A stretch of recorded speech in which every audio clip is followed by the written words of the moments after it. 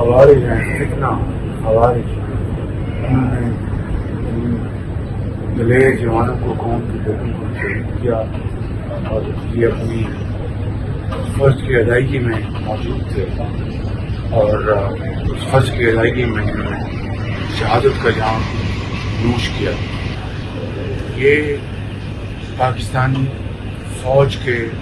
دلیر افسر اور جوان آئے دن یہ عظیم قربانیاں وطن کی خاطر،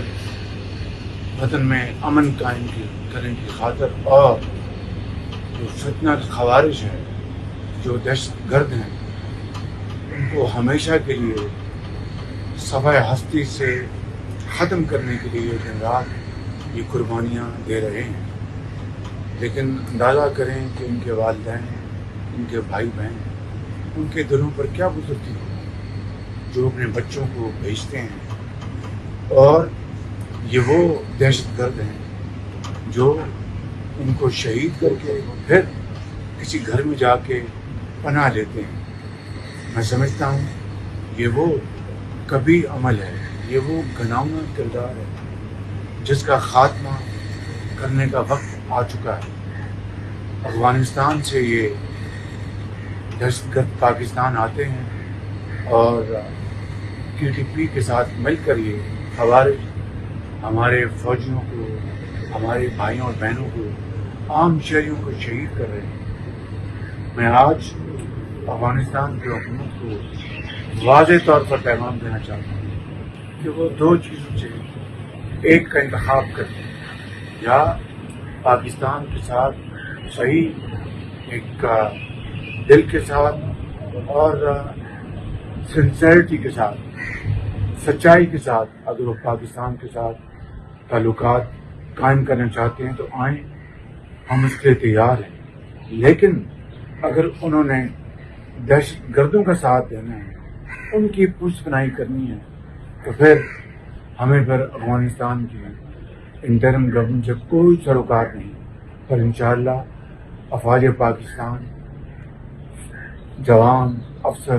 اور فیلڈ مارشل کی سربراہی میں انشاءاللہ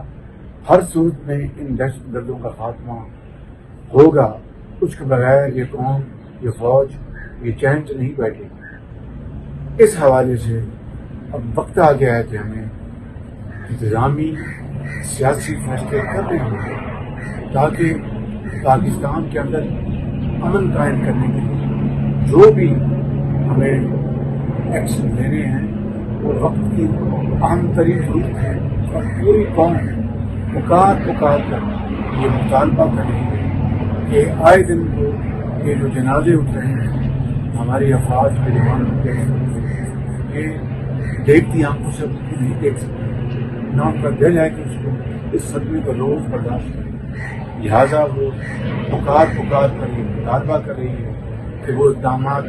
فی الفور اٹھائے جائیں جس سے کہ افواج پاکستان کی جوانوں اور افسروں کی قربانیاں انشاءاللہ رنگ لائیں گی اور اس میں ملک کے اندر امن قائم ہوگا۔ میں نے آج شپا سالار سے اور دوسرے کو کمانڈر پشاور سے اور دوسرے جو یہاں پر موجود تھے افسران، میں نے ان سے گفتگو کی ہے تفصیلی، اور اس کے لیے بہت جلد میں ایک منصوبہ کابینہ کے پاس لے کے جا رہا ہوں، کیونکہ ملک میں امن ہوگا ترقی ہوگی، ملک میں امن ہوگا خوشحالی ہوگی، اور اگر امن تباہ ہو گیا خدا نخواستہ تو نہ پھر ترقی نہ خوشحالی کسی کام کی نہیں ہوگی۔ اس لیے میں سمجھتا ہوں کہ ہمیں ہر قیمت کے اوپر نہ صرف ان شہداء قربانیوں کی ہمیں اس کا لاج رکھنا ہے، اور وہ ان کی قبروں سے روئیں، وہ پکار کر کہہ رہی ہیں کہ ہم نے قربانی دی ہے امن قائم کرنے کے لیے۔ وزیر اعظم اور فیلڈ مارشل اس امن کو قائم کرنے کے لیے جو کچھ آپ سے بنتا ہے وہ کریں، اور انشاءاللہ پاکستان کے بہترین مفاد میں ہم مل کر یہ فیصلے کریں گے، اور جلد میں کابینہ کا اجلاس بلا کر ان فیصلوں کو لے کر جاؤں گا۔ کابینہ اس کے اوپر بحث کرے گی اور فیصلہ کر کے اس کے اوپر فی الفور عمل کریں گے۔